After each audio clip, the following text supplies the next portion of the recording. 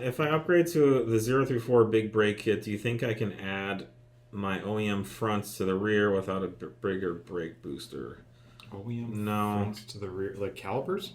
Yeah, they want to No. move their front caliper to the rear. I don't think so. Totally different mounting, and then e-brake provisions and all that stuff. Yeah. It's not that simple. You would have to keep the factory you'd have to go dual caliper, and I mean, I don't know. I honestly haven't done it. I'm guessing that the factory brake master cylinder isn't going to be sized correctly. There's that. Well, you'll be running, basically 3 calipers, and then, but also Yeah. the rotor thicknesses are completely different. You have to Yeah. move rotors around, and That's a big issue. It's all no. It's Yeah, not. the factory, to Nate's point, the factory caliper is designed for a much wider rotor, so the pistons will be way out in their bores.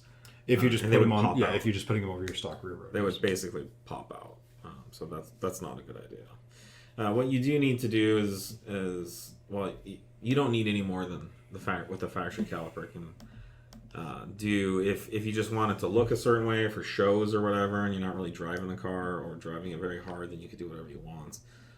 Or you could go out and find a caliper design for that size rotor, like from Willwood or something from like the Porsche factory. In general, I mean, our upsized rear rotor diameter is all you would need, and then some. It's the rear brakes are generally much less stressed than the front.